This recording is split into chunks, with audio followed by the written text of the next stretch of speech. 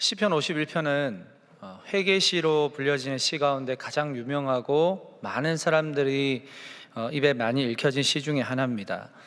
이 시편은 사연이 아주 깊습니다. 여러분들이 잘 아시는 다윗이 지은 시고 그의 인생 최악의 순간에 썼던 시였기 때문이죠. 다윗은 자신의 인생 중 가장 수치스러운 순간을 꼽으라고 하면 바로 이 순간을 꼽을 것입니다. 그렇게나 하나님 앞에서 순전하고 정직하고 완벽해 보였던 다윗이었지만 그도 여지없이 죄 앞에 처참하게 무너질 수밖에 없는 한 존재라는 사실을 목도했기 때문이죠. 그는 양을 치는 목동에서 이스라엘의 왕이 되기까지 승승장구합니다. 패배를 모르고 승리를 누렸고 그 승리는 오직 하나님께로부터 받은 것이었습니다. 그런데 최전성기를 지나고 이제 나이가 든 다윗은 지금 뭔가 모르게 느슨해져 있습니다. 나사가 하나 빠진 것처럼 이상해 보입니다. 시편 51편의 배경이 되는 사무엘하 11장에서는 이 암몬과의 전투를 앞둔 이스라엘을 조명하고 있습니다. 그런데 어찌된 일인지 그 암몬과의 전투에 다윗 왕은 나가지 않고 요압과 그의 부하들과 온 이스라엘 군대만 출전을 하게 됩니다. 사무엘하 11장 1절 말씀해 보시면 이렇게 말씀합니다. 그 해가 돌아와 왕들이 출전할 때가 되매 다윗이 요압과 그에게 있는 그의 부하들과 온 이스라엘 군대를 보내니 그들이 암몬 자손을 멸하고 랍바를 에워쌌고 다윗은 예루살렘에 그대로 있더라. 그러니까 왕들이 출전할 때가 되매 마땅히 왕이 출전해야 할 전투임에도 불구하고 다윗은 출전하지 않았다는 겁니다. 이유는 여러 가지가 있겠지만 어찌 보면 좋은 말로 하자면 다윗의 자신감이라고 할 수도 있고 좀 나쁘게 말하자면 다윗의 교만이 아닐까 생각을 합니다. 이 다윗의 상태를 유명한 목회자 유진 피터슨 목사님은 이 영혼의 빈혈 상태라고 진단을 하기도 했습니다. 확실히 정상은 아니었다라는 거예요. 성경은 이 등장인물의 사소한 행동을 아무 의미 없이 보도하지 않습니다. 평소와는 다른 행동에 대해 주목하면서 그 행동이 후에 어떤 결과를 낳을지에 대한 전조로 해석을 합니다.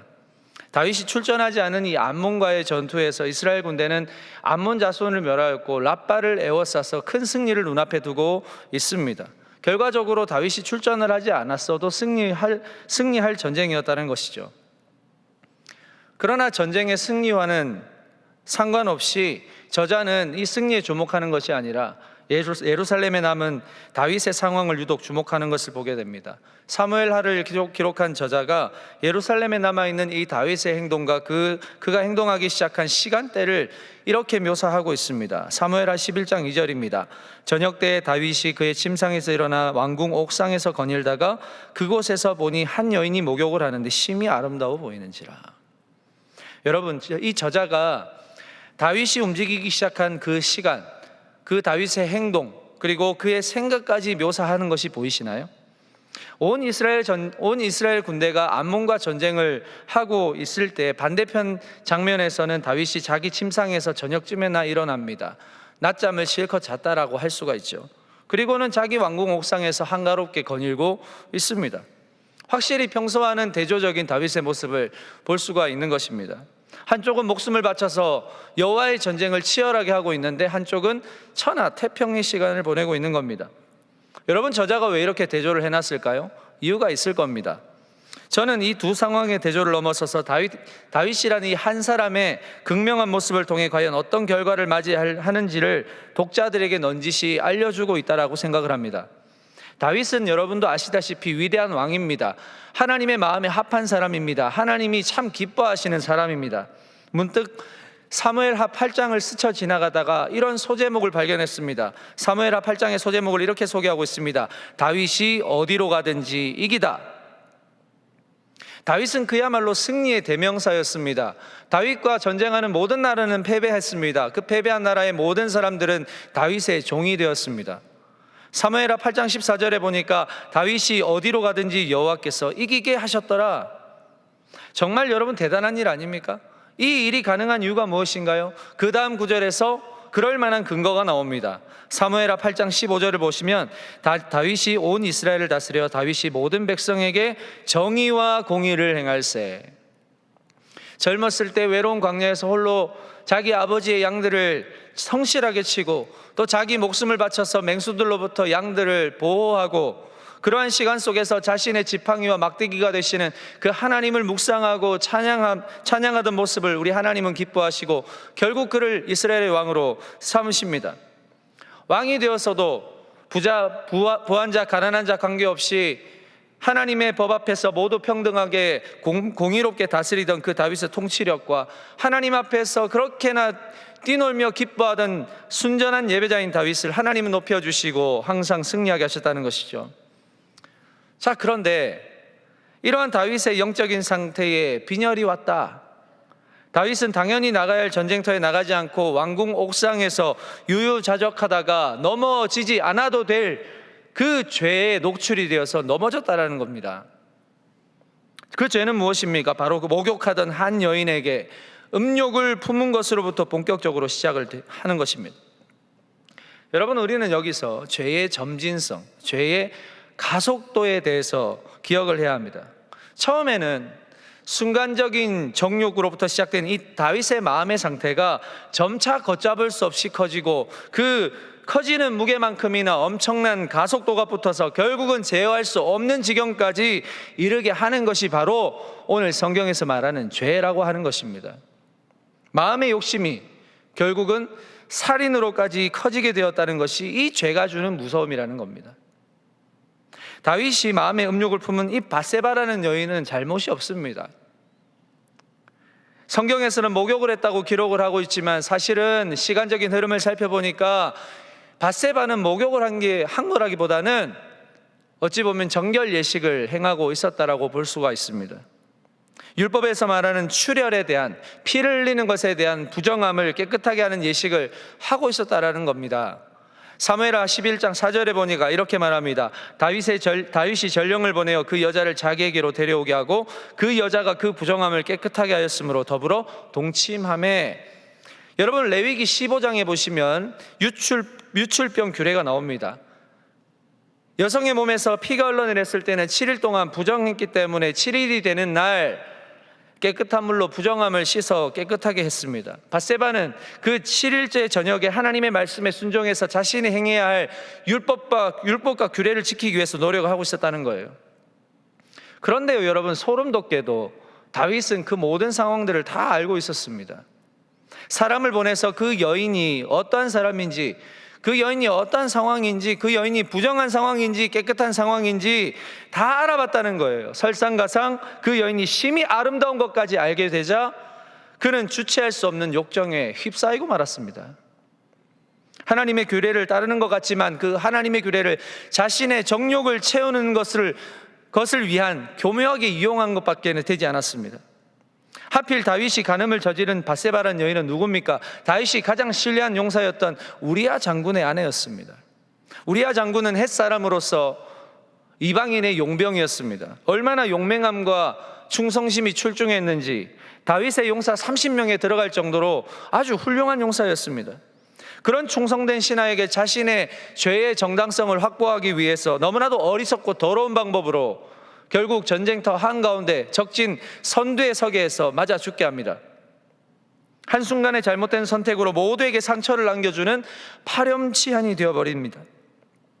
아울러 이방인을 압제하지 말라고 했던 그 하나님의 정의의 메시지를 짓밟아 버립니다. 하나님의 이름을 완전히 땅에 묻어버린 겁니다.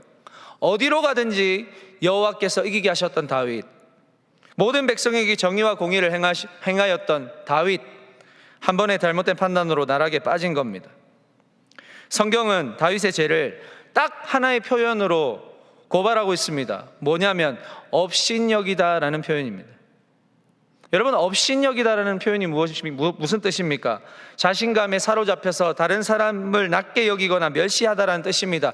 다른 번역을 보니까 이 업신여기다를 가볍게 여기다라고도 해석을 하는 걸 보았습니다. 여러분, 자신감이라는 건 사실 참 좋은 겁니다. 나의 존재를 높이 세워주고 또 내 삶을 아주 긍정적으로 영위할 수 있게 하는 힘이 됩니다.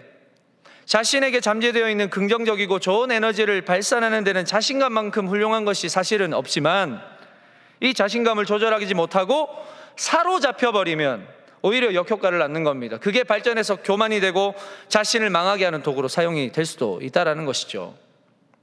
자, 다윗은 오늘 이 자신감에 사로잡혀 버렸습니다. 모든 것을 다 할 수 있다는 그 마음이 걷잡을 수 없이 자신을 추락시켜 버린 겁니다. 사람을 업신여기기도 하였지만 성경은 다윗이 업신여긴 것은 다름이 아니라 분명히 하나님의 말씀이라고 선언하고 있습니다. 사무엘하 12장 9절에 보니까 그러한데 어찌하여 내가 여호와의 말씀을 업신여기고 나보기에 악을 행하였느냐. 결국 죄악의 시작은 여호와의 말씀을 업신여김, 여호와의 말씀을 가벼이 여김에서 시작을 한다고 볼 수가 있는 겁니다. 우리가 죄인이기 때문에 어쩔 수 없이 죄를 지을 수밖에 없다고 하는 그런 뻔뻔한 근거 뒤에 숨는 것이 아니라 오히려 우리는 그 죄와 맞서 싸우고 하나님의 말씀을 따르고 하나님의 말씀보다 앞서지 않는 자세가 더 중요하다고 하는 것이죠. 여러분, 저번 주에 말씀드린 것처럼 저와 여러분은 복이라고 했습니다. 그러나 어떻게 살아야 복일까요? 죄로부터 한 발 멀어지는 삶을 살아야 하는 겁니다. 그리고 하나님의 말씀을 더 가까이 하는 것이 바로 복의 삶을 사는 사람입니다. 여호와의 말씀에서 조금 멀어지기 시작했을 때 죄는 오히려 다윗에게 한 걸음 더 가까이 다가오는 것을 보았습니다. 이 미세한 차이를 우리는 별것 아닌 것처럼 생각을 하지만 이게 얼마나 치명적인 결과를 낳게 되는지 우리는 다윗을 보면서 알 수가 있는 겁니다. 아주 혹독한 대가를 치르도록 하시지 않습니까? 다윗은 나단 선지자가 자신의 죄를 책망할 때에도 그 책망의 대상이 자신이라고 생각하지 못했습니다. 그만큼 교만에 사로잡혀 있었다는 것이죠. 그러나 그 사로잡힌 교만을 깨닫게 되는 것도 바로 하나님의 말씀이었습니다. 결국 우리가 제대로 된 신앙을 하기 위해서는 말씀이 내 삶의 근거가 되어야 한다는 것이죠. 여러분이 붙잡고 있는 삶의 근거는 그럼 무엇입니까? 삶의 근거를 위해서 여러분은 어떤 노력을 하십니까? 삶의 근거가 여러분의 삶의 능력으로 지금 현재 하고 있고 역사하고 있습니까? 그렇지 못하면 도대체 뭐가 문제일까요? 하나님의 말씀이 정말로 여러분의 삶의 근거라는 사실을 믿고 계시나요? 죄를 안 짓는 것, 죄를 지을 상황에 가지 않는 것, 사실 이게 제일 좋습니다만 우리의 삶을 보면 현실적으로 그게 가능하지 않습니다. 여러분은 항상 죄에 노출되어 있습니다. 여러분이 말씀과 멀어지지 않아도 죄는 항상 여러분들 삶의 바운더리에 있습니다. 언제라도 침투할 준비를 하고 있는 겁니다. 다윗도 넘어져 버린 죄, 다윗도 심하게 부서져 버린 죄, 이 죄 앞에서 우리가 할 수 있는 게 뭘까요? 바로 회개입니다. 여러분, 이것밖에 없습니다. 회개밖에 없습니다. 오늘 시편 51편에서 다윗은 자신이 할 수 있는 것이 아무것도 없음을 발견합니다. 죄 앞에서 너무나도 비참한 한 존재로 대단한 권세를 가졌어도 그 죄 앞에서는 아무것도 할 수 없는, 그 죄의 문제만큼은 해결할 수 없는 존재라는 사실에 괴로워합니다. 오직 자신이 하나님의 말씀을 업신여기고 죄와 더 가까이 했음에 수치스러워하고 절망을 외치고 있습니다. 다윗이 외치는 이 간절한 회개를 유심히 보시면 거의 죄와 목숨을 건 한판 승부를 벌이고 있다는 것을 보게 되는데요. 자, 여기에서 알게 된 다윗의 회개 방식은 세 가지로 찾아볼 수가 있습니다. 첫째, 죄는 오직 하나님의 인자와 긍휼이 아니면 절대로 해결될 수 없다는 것을 인정하고 있습니다. 자, 둘째, 회개는 단순히 죄를 고백하는 차원이 아니라 그 죄와 다시는 마주치지 않고 싶어하는 간절함이 들어있다는 것입니다. 셋째, 죄가 깨끗하게 되어 다시 내가 새로운 창조물로 살고자 하는 열망이 가득하다는 것을 볼 수가 있습니다. 이 치명적인 죄에 다윗은 점령을 당할 수도 있었겠지만 금방 정신을 또 차립니다. 나단을 통해서 내뱉으시는 그 하나님의 진노를 고스란히 다 받아들입니다. 이는 평소에 다윗이 하나님 앞에서 얼마나 신실한 삶을 살았는지 알 수가 있는 겁니다. 시편 51편 3절에 보니까 내 죄가 항상 내 앞에 있나이다, 이렇게 고백을 하지 않습니까? 죄를 피해가는 사람 누가 있겠습니까? 아무도 없습니다.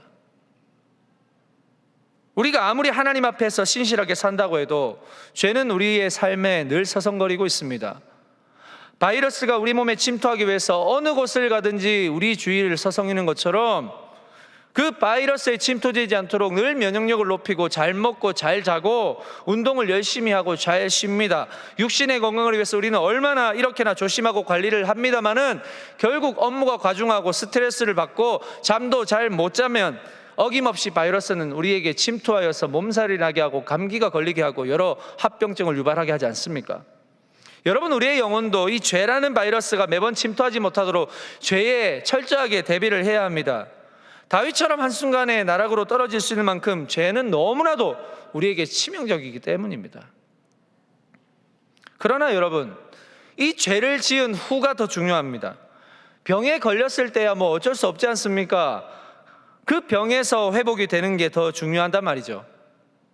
그런 의미에서 회개는 여러분, 하나님께로 돌이키는 겁니다. 그러나 더 깊은 의미의 회개는 하나님께 돌이킨다고 해서 무조건적인 죄의 무효가 선언되는 게 아니라는 겁니다. 회개는 죄로 인해 부서지고 철저히 파괴되어서 더 이상 회복이 불가능하다는 것을 인정하고 절대적인 하나님의 긍휼을 요청하는 행위가 바로 회개입니다. 우리가 회개했다고 해서 죄 다시 안 짓나요? 그렇지 않죠. 내 죄가 죄라는 것을 인정하는 모습, 그게 바로 회개라는 것입니다. 파괴된 내 자신을 다시금 새롭게 창조하시고 회복시켜 주실 수 있는 하나님 앞에 철저히 부서진 나를 내어놓는 행위, 그게 바로 회개라는 것이죠. 우리가 회개했을 때 결과는 나에게 있는 것이 아닙니다. 하나님께 있는 것입니다. 회개했어도 우리는 그만한 벌을 받을 수도 있습니다. 회개했을 때 하나님은 눈 감아 주실 수도 있습니다. 그 모든 권한은 하나님께 있는 것입니다. 저는 우리 동안의 청년 공동체가 연결되는 가장 강력한 힘이 바로 이 회개에 있다고 믿습니다. 다른 말로는요, 누군가에게 상처를 입히고 고통을 주는 그 순간은 바로 나 자신을 파괴하는 행동이라는 것을 알고 이 파괴된 상태를 하나님께 들고 다시금 통렬한 눈물의 자리, 회복의 자리를 갈망하는 성숙한 신앙, 그리고 상처 준 지체를 향해서 그 죄를 인정하고 용서를 구할 수 있는 그 성숙된 인격이 바로 우리 동안의 공동체 안에서 주 안에서 연결되는 힘이라고 저는 말씀을 드리는 거예요. 오늘 본문 16절을 보실까요? 이렇게 말하죠. 주께서는 제사를 기뻐하지 아니하시나니 그렇지 아니하면 내가 드렸을 것이라. 주는 번제를 기뻐하지 아니하시나이다. 여러분, 하나님이 예배를 기뻐하지 아니하신다, 진짜 그럴까요? 그럴까요? 하나님 그런 분입니까? 아닙니다. 다만 하나님께서는 아무런 생각 없는, 아무런 목적도 없이 형식적으로 드리는 그 예배를 기뻐하지 않으신다는 것입니다. 이 사실은 여기 계신 모두가 다 아시리라 생각을 합니다. 그럼 여러분, 하나님 기뻐하시는 예배가 뭘까요? 시편 51편 17절 다 같이 한번 읽어보겠습니다. 시작. 하나님께서 구하시는 제사는 상한 심령이라. 하나님이여, 상하고 통회하는 마음을 주께서 멸시하지 아니하시리다. 자, 이 구절을 읽으실 때 다윗의 마음으로 읽으셔야 합니다. 다윗은 지금 하나님 앞에서 사생결단의 마음으로 지금 매달리고 있습니다. 하나님, 저는 돌이킬 수 없는 죄를 범하고 말았습니다. 하나님의 정의와 공의를 파괴한 파렴치한 범죄자입니다. 어떠한 희망도 이제 없습니다. 왕으로서 백성들의 신뢰도 모두 잃어버렸습니다. 저의 용사들도 이제 더 이상 저를 따르지 않을 겁니다. 죄가 이렇게까지 저를 밑바닥으로 이끌어가리라 생각하지 못했습니다. 가볍게 넘어갈 죄라고 생각했고 왕이기 때문에 용서된다고 생각했습니다. 하나님이 나의 주인이심을 망각했습니다. 파괴된 나의 영혼과 나로 인해 상처 입은 모든 자의 상처와 울분을 용서하여 주시고 회복시켜 주시옵소서. 모든 죄과는 제가 달게 받겠사오니 주의 성령이여, 나를 떠나지 마시고 더 이상 이 죄를 가까이 하지 않도록 나를 인도해 주시옵소서. 여러분, 오늘 우리가 살아가면서 가장 간과하는 게 뭘까요? 내 안에 있는 죄를 발견하지 못하거나 발견하였더라도 인정하지 않는 것 아닙니까? 우리는 죄인이라서 여전히 죄에 노출되어 살고 죄를 지면서 사는데, 어떤 죄를 지었냐고 물어보면 잘 대답을 못해요.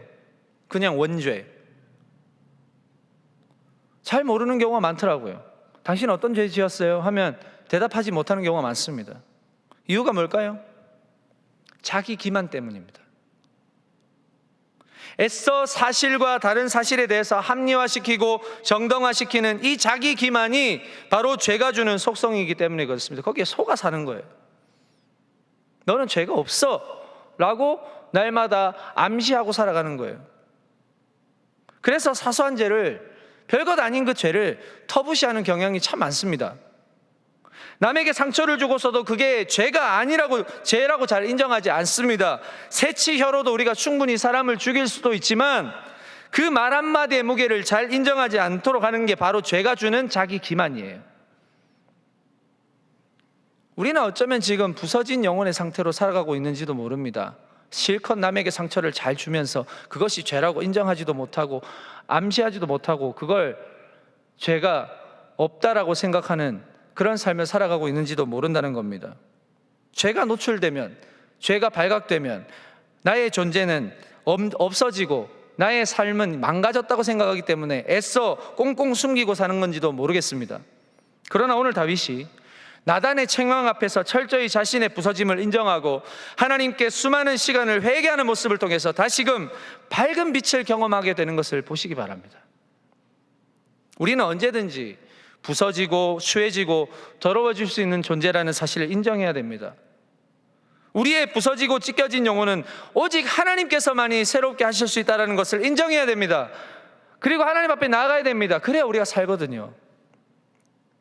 여러분, 올 한 해 돌아보면 많은 선택의 순간이 있었습니다. 갈등하고 아파하고 눈물을 흘리는 그 순간 속에서 결국 답은 한 가지였습니다. 주님을 선택한 것입니다. 주님의 은혜를 선택했고 주님이 하실 일을 선택하고 우리의 연약함과 무지함을 다 내어놓고 주님이 이끄시는 대로 순종했잖아요. 저는 이 또한 하나님 앞에 드리는 예배라고 믿습니다. 앞으로도 우리가 살아가면서 우리의 예배는 계속될 거예요. 하나님께서 상한 마음으로 드리는 예배를 가장 기뻐하시는 이유는 무엇인지 아세요? 내 안에 있는 죄를 인정하는 행위이기 때문이고 그 죄에 대한 거부 반응, 죄에 대한 역겨움을 가지고 있다는 증거가 되기 때문입니다. 그 죄에 대한 역겨움은 오직 치유의 빛이 되시는 하나님만이 고쳐주실 수 있음을 아는 예배자의 예배이기 때문에 기뻐하시는 거예요. 예배하는 명확한 이유를 알고 예배하기 때문에 하나님이 기뻐하시는 거예요. 여러분, 예수님의 산상수훈 중에 8복 가운데 애통하는 자는 복이 있다고 말씀합니다. 이걸 바꿔 말하면 뭘까요? 복이 있기 때문에 애통할 수 있다는 것입니다. 복된 사람이기 때문에 죄에 대한 애통함을 가질 수 있다는 거예요. 그럼 복과 거리가 먼 사람은 어떨까요? 절대로 죄에 대해서 애통해 하지 않습니다. 그 죄에 대해서 무심합니다. 아예 죄가 주는 치명적인 위험에 관심도 없습니다. 왜? 자기는 죄가 없는 사람이라고 살기 때문에. 여러분, 죄를 죄로 안다는 것은 엄청난 큰 복입니다. 그건 하나님을 여전히 붙들고 있다는 것입니다. 하나님이 유일한 소망이 되심을 알고 산다라고 하는 증거입니다. 애통한다는 것은 죄로 인해 마음이 찢어지고 영혼이 부서져 고통하는 것입니다. 그 고통을 느끼기 때문에 오히려 하나님의 치유하심이 더 감사하고 하나님의 위로하심이 더 크게 다가오는 겁니다. 죄는 표면적으로 우리를 부끄럽게 하고 수치스럽게 하지만 그 죄가 결코 하나님 앞으로 나아가게 하는 데 있어서 우리를 막을 수는 없습니다. 오히려 더 담대하게 나아가야 됩니다. 왜요? 사도 바울을 통해서 그리스도의 사랑에서 그 어떤 것도 우리를 하나님의 사랑에서 끊어버릴 수 없다고 선언했기 때문입니다.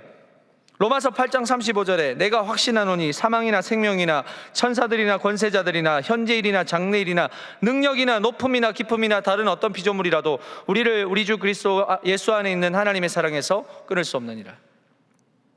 그 용서의 이름, 그 죄 사함의 이름, 더 이상 죄로 수치스러움을 겪게 하지 아니할 그 이름을 힘입어서 우리는 예배하는 거예요. 여러분, 어떤 예배자가 되기를 원하십니까? 어떤 예배자로 살아가기를 원하십니까? 하나님과 나와의 관계는 뭘로 규정될까요? 예배로 규정됩니다. 하나님을 경배하는 나의 경배를 받으시는 하나님, 우리의 예배를 통해서 완성되는 관계는 바로 하나님과 나의 관계입니다. 여러분, 예배는 공식 비공식이 따로 없습니다. 매 순간이 예배예요. 예배가 아닌 순간이 없습니다. 하나님을 향해 나라는 존재가 마음을 드리고 뜻을 드리고 정성을 드리는 모든 순간이 예배가 됩니다. 마음이 상하여서 그 누구에게 말할 수 없어서 애끓는 마음의 소리로 하나님을 찾는 그 순간도 예배입니다. 하나님께서 주신 사랑의 마음이 충만해서 나에게 용서를 구하러 오는 그 누군가에게 기꺼이 용서해주고 다 잊어버리는 것도 예배입니다. 나의 힘으로는 절대로 할 수 없고 나의 능력으로는 불가능한 모든 결과가 하나님께로부터 나옴을 믿고 그 어떠한 순간에도 하나님을 의지한다면 그 순간이 예배입니다. 물론 의례적인 예배는 아니겠죠, 오늘처럼. 그러나 우리가 매일 숨쉬고 사는 것처럼, 심장이 뛰어야 사는 것처럼 내 영혼이 오직 여호와 하나님으로 인해 산다는 것을 인정하는 믿음의 고백이 있는 현장은 바로 살아있는 예배의 현장이라는 사실입니다. 여러분, 그 현장에서 살고 계십니까? 여러분, 하나님이 기뻐하시는 상한 심령의 제사는 그 부서지고 찢겨진 그 마음을 하나님 앞에 솔직하게 고백하고 상하고 통회하는 심령을 절대로 멸시하지 않으시는 하나님을 향해 온 마음을 다해서 탄식하고 그 죄를 주님께 다 던져버리고 긍휼을 베푸시고 치유하시는 하나님을 향한 예배입니다. 우리가 드리는 오직 유일한 고백의 대상, 그 예배의 대상이 하나님밖에 없음을 우리가 안다면 우리의 부서진 마음을 그냥 들고 왔다가 그냥 들고 나갈 수 있습니까? 다른 방법이 없음을 아는데도요, 그냥 들고 왔다가 그냥 나가고 싶으세요? 그럼 무슨 방법으로 그 부서진 마음을 해결하시겠습니까? 예배에 생명을 거는 사람, 하루하루의 삶이 오직 여호와 하나님의 긍휼과 자비로서만이 가득하다고 믿음으로 고백하는 그 사람에게 이 한 번의 예배는 어쩌면 일생일대의 기회가 아닐까요? 말씀을 정리하려고 합니다. 저는 이번 가을 수련회 때 우리 동안의 청년부가 주 안에서 연결될 희망을 받습니다. 그래서 저는 매우 기대가 됩니다. 그러나 더 끈끈한 연결, 어떤 상황에서도 끊어지지 않을 그 연결이 되기 위해서는 뭐가 필요하느냐? 여러분, 개개인의 변화가 필요해요. 죄가 주는 자기 기만에 빠지지 않고 애통함과 상한 심령으로 하나님께 나와서 그 하나님께서 주시는 치유의 빛, 회복의 빛, 살아갈 소망을 발견할 그 한 사람 한 사람이 이 공동체 안에서 계속 등장할 때 공동체는 변하게 될 줄로 믿습니다. 내 마음속에 잔뜩 쌓아놓은 그 죄를 오직 하나님 앞에 다 풀어놓고 애통해하고 수치스러워하고 그 죄를 제거해달라고 하는 그 간절한 예배, 죄가 있는지도 없는지도 모르고 그냥 왔다가 그냥 가는 그런 사람이 아니라 죄를 밝혀주시는 성령님을 간절히 구하고 깨닫게 하시는 죄를 다 쏟아내고 지을 수밖에 없는 그 연약한 존재이지만 오직 주님의 은혜로만 산다라고 하는 그 귀한 고백이 저와 여러분의 심령에서, 그리고 입술에서 터져나오는 회개로 충만한 예배, 그 예배를 경험하는 우리 동안의 공동체가 될 수 있기를 간절히 소망합니다. 계속될 예배자의 삶은 삶의 모든 순간 발견되는 하나님의 은혜에 감사하며 죄가 주는 수치스러움을 마음에 쌓아두는 것이 아니라 그대로 하나님께 가지고 나아가 긍휼하신 하나님의 치유하심을 경험하는 그런 삶입니다. 이 예배자의 삶이 저와 여러분 개개인에게, 그리고 앞으로 우리 동안의 공동체에 물들어갈 수 있게 되기를 우리 주 예수 그리스도의 이름으로 간절히 축원합니다. 기도하겠습니다. 하나님, 당신 앞에서 풀어놓지 못할 죄가 하나도 없음을 기억합니다. 우리의 죄가 밝혀지면 나라는 존재도 사라질 것처럼 두려워하지만, 그러나 그 순간 두려움이 아닌 하나님의 은혜의 시간, 회복의 시간이 가까이 왔음을 깨닫게 하여 주시옵소서. 간절한 눈물의 회개와 그 죄를 끊어내고자 하는 열망이 공동체의 예배를 물들어가게 하시고, 어떤 것도 그리스도의 사랑에서 끊어낼 수 없다는 확신을 가지고 하나님 앞에서 우리의 죄를 인정하고 다 쏟아내는 주님의 자녀들이 되게 하여 주옵소서. 온전한 예배를 통해 주 안에서 더 끈끈하게 연결될 그날을 소망하며 예수님의 이름으로 기도합니다. 아멘.